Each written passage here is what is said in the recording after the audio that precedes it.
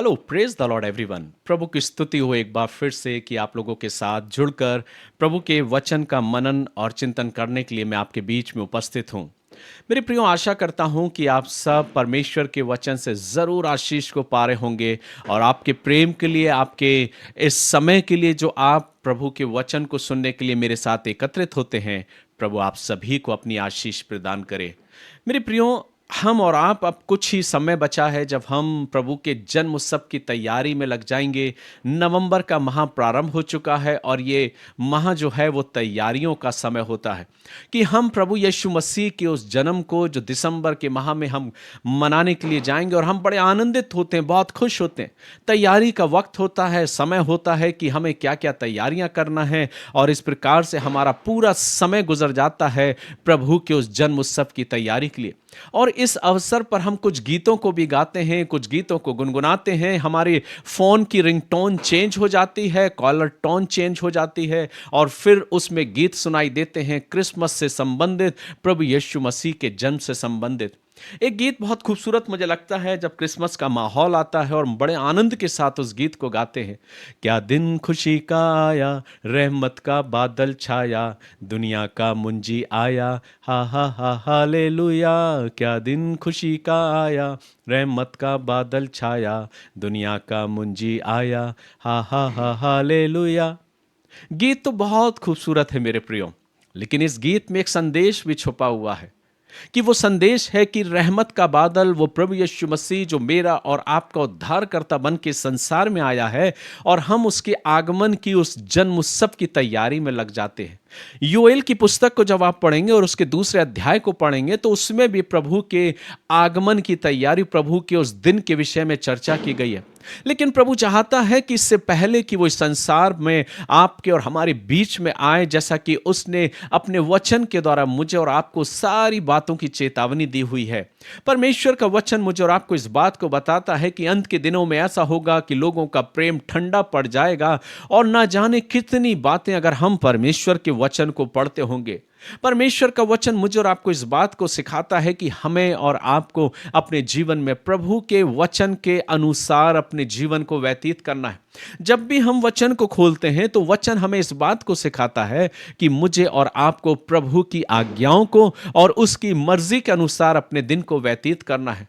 लेकिन अक्सर देखा यह गया है कि इंसान अपनी ही फितरत में अपने ही जीवन को अपने तरीके के अनुसार जीना चाहता है, लेकिन हम ये भूल जाते हैं कि वो परमेश्वर जिसने मुझे और आपको ये जीवन दिया है वो अपने आने वाले समय के लिए भी मुझे और आपको चेतावनी देता है। हम कितने आनंदित होते हैं, कितने खुश होते हैं जब हम प्रभु के उस आगमन, उसके जन्म उत्सव की तैयारी को करते हैं। हमारा मन आनंदित होता है, विभिन्न विभिन्न प्रकार की हम तैयारियों को करते हैं। आप कहेंगे कि आज पास्टर साहब को क्या हो गया कि नवंबर के माह में क्रिसमस की बातें, योएल की पुस्तक का मनन है लेकिन क्रिसमस की बातें वो कर रहे हैं। मैं आपको उस ओर केंद्रित कराना चाहता हूं मेरे प्रियो कि जो माहौल, जो अनुभव, जो फीलिंग आप और हम अपने जीवन में प्रभु के उस जन्मोत्सव की तैयारी में करते हैं कि मेरा और आपका जो जगत का उद्धार करता है, जिसने इस संसार में जन्म लिया, उसके जन्म की हम तैयारी कितने हर्षोल्लास के साथ करते हैं। कई बार ये तैयारियां हमारे और आपके जीवन के लिए जो हम करते हैं बड़े आनंद को लेकर आती हैं और हम और आप उस तैयारियों में जुड़ जाते हैं। लेकिन ये मत भूलें कि हमारा और आपका प्रभु यीशु मसीह वो फिर से आने वाला है और जिसके आगमन के विषय में प्रभु का वचन मुझे और आपको बताता है। योएल उसके दूसरे अध्याय को पढ़ेंगे तो लिखा है, सिय्योन में नरसिंगा फूंको, मेरे पवित्र पर्वत पर सांस बांधकर फूंको, देश के सब रहने वाले कांप उठें, क्योंकि यहोवा का दिन आता है, वरन वह निकट ही है। परमेश्वर अपने आगमन के लिए बार बार मुझको चेतावनी देता है। जब कभी भी हम वचन को खोलते हैं और पढ़ते हैं तो हमें यही सीखने को मिलता है कि प्रभु चाहता है कि हम और आप अपने जीवन को उसके मन मुताबिक जीने वाले हो सकें।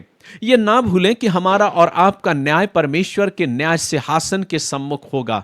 हम और आप प्रभु के न्याय सिंहासन के सम्मुख फिर से पाए जाएंगे और प्रभु हमारा और आपका न्याय करेगा। इसलिए प्रभु चाहता है, वो एक पिता के समान मुझे और आपको सिखाना चाह रहा है, समझाना चाह रहा है और वो उस आने वाले उस समय से मुझे और आपको बचाने का प्रयास कर रहा है। जब आप योएल की पुस्तक को पढ़ेंगे तो लिखा है कि प्रभु कह रहा है कि तुम अपने जीवन से उस आने वाले से अपने आने वाले वाले उस समय से अपने आप को दूर करो। कहीं ऐसा ना हो कि तुम जब प्रभु के न्याय के सिंहासन के सम्मुख खड़े हो तो अपने आप को दोषी पाओ।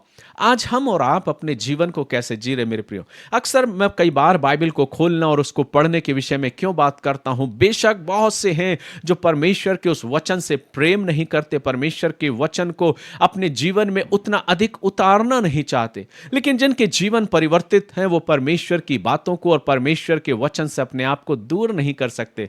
हम भी और आप भी वचन को लगातार पढ़ते आ रहे हैं और मैं ये यकीनन विश्वास दिलाता हूं कि आप जरूर आशीष को पा रहे होंगे और आप आनंदित होते होंगे कि प्रभु के वचन को हम पढ़ने वाले बन गए, खोलने वाले बन गए और उन किताबों को, उन पुस्तकों को हम पढ़ते जा रहे हैं और क्रम अनुसार परमेश्वर के वचन से बातें करते हुए आगे बढ़ रहे हैं। जो बात मैं आपको बताना चाहता हूं, योएल नबी की पुस्तक 2 अध्याय में वचन कहता है, प्रभु का दिन आने वाला है, आने वाला ही नहीं वरन वो निकट है। हम और आप अगर अपने जीवन में इस बात की कल्पना करें कि अगर प्रभु मेरे और आपके जीवन में कल ही आ जाए तो हम कितने तैयार हैं? हमारी तैयारी क्या है मेरे प्रियो? प्रभु वचन में सिखाता है कि हम और आप अपने जीवन को तैयार करें। वचन को खोलना और वचन को पढ़ने के पीछे उद्देश्य यह है कि हम प्रभु की बातों को सीखने वाले हो सके। जब कभी भी हम वचन को खोलते हैं और हम इजराइलियों के विषय में बात करते हैं, जैसा प्रभु का वचन बताता है, प्रभु कहता है कि मैं एक विपत्ति को उनकी ओर भेजूंगा और वो टिड्डियां बल बांधे हुए उन पर धावा करेंगी और उनकी सारी फसलों को और जो कुछ उनकी दाख की बारी सब कुछ चट कर जाएंगे, यहां तक कि उनके पशुओं को भी अनाज नहीं मिल पाएगा, वो चारा नहीं मिल पाएगा। सोचिए, अगर परमेश्वर अपने ऐसे काम को हमारे और आपके जीवन में अगर करता है तो हम क्या अपने जीवन का यापन करेंगे? लेकिन यह नहीं मेरे प्रियो कि परमेश्वर बहुत ही कठोर हृदय का, ऐसा नहीं। जब आप 2 अध्याय में आएंगे तो प्रभु इससे पहले कि अपने दंड को, अपने आने वाले समय को बताए, वो मुझे चेतावनी देता है। वो कहता है कि मैं तुम्हें इस बात को बताना चाहता हूं कि मैं बहुत शीघ्र आने वाला हूं। यह बात तो हर हाल में साबित होती है कि प्रभु यीशु मसीह का आगमन निश्चित है और वो जरूर आएगा, ये हम विश्वास करते हैं। इसलिए तो हम और आप अपने जीवन में प्रभु के वचन के अनुसार अपने जीवन को जीने का और उस वचन के अनुसार जिंदगी को जीने का प्रयास करते हैं। प्रभु हमें और आपको सिखाता और समझाता है। इससे पहले कि हम प्रभु के न्याय से बचें, अपने आप के लिए, अपने जीवन के लिए और हमारे जीवन के लिए वो बात करता है कि हम पश्चाताप करें। पश्चाताप का वो आह्वान करता है और वो कहता है, यहोवा की यह वाणी है, अभी भी सुनो, उपवास के साथ रोते पीटते और अपने पूरे मन से फिर कर मेरे पास आओ। अपने वस्त्र नहीं पर अपने मन को फाड़कर अपने परमेश्वर यहोवा की ओर फिरो। उपवास तो बहुत से लोग रखते हैं, भिन्न भिन्न प्रकार के उपवास होते हैं। उपवास की श्रृंखला कहीं खत्म नहीं होती है, सबका अपना अपना तरीका है। लेकिन प्रभु कहता है, अपने वस्त्रों को फाड़ कर नहीं, लेकिन अपने मन को फाड़ कर मेरे पास उपवास के साथ आओ। वो शख्स जो वास्तविक प्रभु के सम्मुख अपने टूटे हृदय के साथ जाता है, प्रभु से स्वीकार करता है। और तब वचन कहता है कि परमेश्वर वो अनुग्रहकारी है, क्योंकि वो अनुग्रहकारी, दयालु, विलंब से क्रोध करने वाला, करुणा निधान और दुख देकर पछताने हारा, क्या जाने वह फिर कर पछताए और ऐसी आशीष दे जिससे तुम्हारे परमेश्वर यहोवा का अन्न बलि और अर्घ दिया जाए। वचन इस बात को सिखाता है कि प्रभु ये चाहता है कि हम उस आने वाले समय से अपने आप को बचाएं, पहली बात। दूसरी बात ये कि उससे हम अपने आप को तैयार कैसे करें कि हम अपने जीवन में सच्चा पश्चाताप करें। कई बार आप जब वचन को पढ़ेंगे तो आप कहेंगे, हर बार परमेश्वर अपने पश्चाताप और दंड की बातें कर रहा है और आप भी पास्टर साहब बार बार उसी पश्चाताप और दंड की बात कर रहे हैं। हाँ मेरे प्रियो, अक्सर आपको बहुत से वचन मिल जाएंगे जिसमें सिर्फ और सिर्फ ब्लेसिंग्स की बातें हैं, आशीषों की बातें हैं, और आप और हम अपने जीवन में वो पाना भी चाहते हैं। लेकिन मैं आपको इस बात को बताना चाहता हूं कि वो प्रभु जिसने आपके लिए आशीषें ठहराई हैं, लेकिन उससे पहले वो ये कहता है कि मुझे और आपको अपने जीवन को जांचना है। आज सोचिए हमारा और आपका जीवन, और अपने जीवन में इस बात की कल्पना कीजिए, अपने बारे में सोचिए, ये जीवन प्रभु ने दिया, क्या मेरा जीवन प्रभु के अनुसार है, उसकी मर्जी के मुताबिक है? अगर नहीं है मेरे प्रियो, आप और हम इंसानों को धोखा दे सकते हैं, दुनिया में लोगों को धोखा दे सकते हैं, लेकिन हम उस खुदा को कभी धोखा नहीं दे सकते। इसलिए अपने जीवन से बातचीत करें, प्रभु के सम्मुख आएं। अगर हमारे जीवन में ऐसी कोई कमी और घटी है, उसे प्रभु के सामने रखें और वो प्रभु हमारे और आपके जीवन को क्षमा करने के लिए तैयार है। अक्सर हर सुबह मैं प्रभु के लिए धन्यवाद देता हूं कि प्रभु हर वक्त, हर एक दिन एक नई सुबह हमारे और आपकी जिंदगी में जोड़ता है। ये उसका अनुग्रह ही तो है मेरे प्रियो कि उसने हमारे जीवन के कामों को देखकर मुझे और आपको ये दिन नहीं दिया, लेकिन उसने अपने प्रेम, अपने अनुग्रह और अपने दया और करुणा मन में हृदय के अनुसार मुझे और आपको ये वक्त दिया है। इसलिए प्रभु चाहता है कि हम पश्चाताप करें और इसलिए वो आह्वान देता है पश्चाताप का। और जब हम पश्चाताप करते हैं तो प्रभु का वचन कहता है, सियोन में नरसिंगा फूंको, उपवास का दिन ठहराओ, महासभा का प्रचार करो। और ऐसे करके वो उन्हें प्रेरित करता है कि हम उपवास के साथ लोगों को दिखाने के लिए नहीं मेरे प्रियो, कि हम लोगों को दिखाने के लिए कि वो हमारे चेहरे से पहचान ले कि हम उपवासी हैं, लेकिन प्रभु कहता है तुम अपने मनों को फाड़ कर, अपने मन को फाड़ के मेरे पास आओ और मैं तुम्हें और तुम्हारी प्रार्थनाओं को स्वीकार करूंगा। अक्सर जब हम ऐसा करते हैं मेरे प्रियो तो प्रभु हम पर अपनी दया को बरकरार रखता है, हमें अपनी दया देता है। और चूंकि 18वें पद में लिखा है, तब यहोवा को अपने देश के विषय में जलन हुई और उसने अपनी प्रजा पर तरस खाया। यहोवा ने अपनी प्रजा के लोगों को उत्तर दिया, सुनो मैं अन्न और दाख, मधु और ताजा तेल तुम्हें देने पर हूं।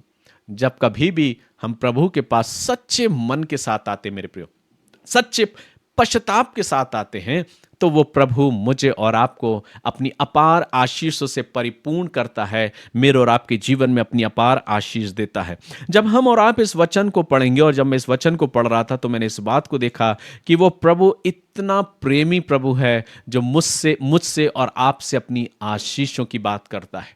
वो कहता है, मैं तुम्हें भरपूरी की आशीष दूंगा, और जो मेरे दंड के कारण जिन टिड्डियों के द्वारा तुम्हारा अनाज खत्म हुआ है, मैं उसकी भरपाई कर दूंगा। कितना खूबसूरत वचन लगता है, कितना खूबसूरत शब्द यहां पर लिखा है। जैसा कि वचन कहता है 25वें पद में, जिन वर्षों की उपज अरबे नामक टिड्डी और येलेक और हासील ने और गाजाम नामक टिड्डियों ने, अर्थात मेरे बड़े दल ने, जिसको मैंने तुम्हारे बीच भेजा खा ली थी, मैं उसकी हानि तुमको भर दूंगा।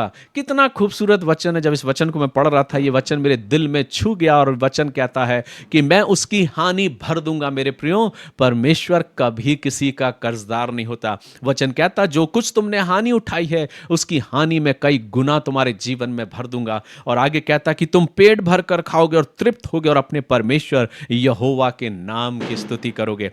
वो प्रभु हमारे और आपके जीवन में अपनी आशीषों को देना चाहता है, लेकिन शर्त सिर्फ इतनी ही है कि मैं सच्चे मन के साथ, पश्चाताप के साथ प्रभु के सम्मुख आए। कई बार अक्सर मैं इस बात को बोलता हूं कि दुनिया आपके बारे में क्या सोचती है ये फर्क नहीं पड़ता, लेकिन मेरा प्रभु मेरे बारे में क्या सोचता है इससे ज्यादा फर्क पड़ता है। लोग आपके बारे में क्या विचार करते हैं ये मायने नहीं रखता, लेकिन प्रभु आपके बारे में क्या विचार रखता है ये सबसे ज्यादा मायने रखता है। मैं कई बार इस बात को सोचता हूं और इस बात को अपने मन में बड़े आनंद के साथ स्वीकार करता हूं कि मैं प्रभु का धन्यवाद करता हूं कि प्रभु ने मुझे समझा है, मुझे स्वीकार किया है, और हर समय हर पल मैं अपने प्रभु का धन्यवाद करता हूं कि प्रभु तेरा शुक्रियादा हो कि तेरी करुणा, तेरी दया मुझ पर प्रकट हुई है। तूने मुझे अपने प्रेम, अपनी दया में बनाकर रखा है।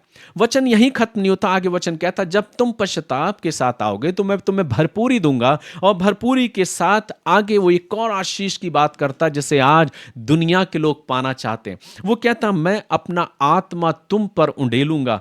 28वें पद में लिखा है, उन बातों के बाद मैं सब प्राणियों पर अपना आत्मा उंडेलूंगा। तुम्हारे बेटे बेटियां भविष्यवाणी करेंगे, और तुम्हारे पुरनिये स्वप्न देखेंगे, और तुम्हारे जवान दर्शन देखेंगे। तुम्हारे दास दासियों पर भी मैं उन दिनों में अपना आत्मा उंडेलूंगा। मैं आकाश में और पृथ्वी पर चमत्कार अर्थात लहू और आग और धुएं के खंभे दिखाऊंगा। कितनी खूबसूरत बात है। वचन कहता है कि प्रभु अपने आत्मा को उंडेलने की बात करता है, और वो कहता है कि तुम्हारे जवान बेटे और बेटियां दर्शन देखेंगे, भविष्यवाणियां करेंगे। ये परमेश्वर की आशीष है मेरे प्रियो। प्रभु अपने उस आशीष को मुझे और आपको बताने की बात करता है और आशीष देने की बात करता है। आगे वचन में लिखा है 31वें पद में, यहोवा के उस बड़े और भयानक दिन के आने से पहले सूर्य अंधियारा होगा और चंद्रमा रक्त सा हो जाएगा। उस समय जो कोई यहोवा से प्रार्थना करेगा वह छुटकारा पाएगा, और यहोवा के वचन के अनुसार सियोन पर्वत और यरूशलेम में जिन बचे हुओं को यहोवा बुलाएगा वे उद्धार पाएंगे। क्या हम उन बचे हुए लोगों में से हैं, या हमने अपने आप को उन बचे हुए लोगों में शामिल कर लिया है? ये सबसे ज्यादा इंपॉर्टेंट है। कई बार हम सोचते हैं कि आपने हमें नहीं बुलाया, उन्होंने हमें सम्मान नहीं दिया, उनके साथ हम खड़े नहीं हैं, उस ग्रुप में हम शामिल नहीं हैं। अक्सर हम दिल को दुखा देते हैं, हमारे दिल में पीड़ा होती है कि लोग हमें नहीं पूछते, लोग हमें नहीं बुलाते, हम उस भीड़ का हिस्सा नहीं। नहीं मेरे प्रियो, कोई फर्क नहीं पड़ता, दुनिया का कोई शख्स आपको याद करे ना करे, आपको अपने करीब बुलाए या ना बुलाए, आपको अपने आनंद में संभागी करे या ना करे, कोई फर्क नहीं पड़ता मेरे प्रियो। हम तो खुश रहेंगे अपने खुदा के आनंद में, अपने खुदा की संगति में, अपने प्रभु की संगति में। वचन कहता है जिन बचे हुओं को यहोवा बुलाएगा वे उद्धार पाएंगे। अपने जीवन की तैयारी करें कि हम और आप प्रभु के उन बचे हुए लोगों में शामिल किए जाएं, और इसके लिए जरूरी है एक सच्चा पश्चाताप। आज बेशक हमारा डिवोशन जरूर लंबा होगा, लेकिन यकीनन मानिए आप इस वचन के द्वारा जरूर आशीष को पाएंगे। मैं विश्वास करता हूं और प्रार्थना करता हूं कि प्रभु का यह वचन आपके दिलों तक पहुंचे और हम भी आने वाले समय में अपने जीवन से खुदा का धन्यवाद करने पाएं, अपने जीवन को प्रभु के सम्मुख रखने पाएं। और सिर्फ खुशियां मत मनाते रहिएगा क्रिसमस के इस अवसर पर कि हमको बहुत सी तैयारी करना है। अब वक्त आ चुका है प्रभु के दोबारा आगमन की तैयारी का।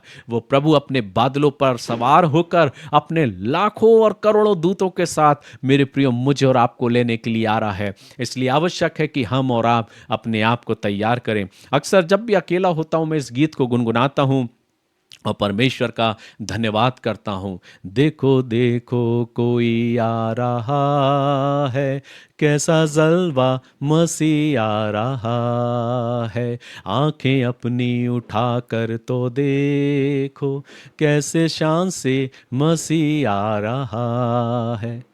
आज क्या सुनना चाहेंगे आप, आशीषों की बातें या प्रभु के आगमन की बातें?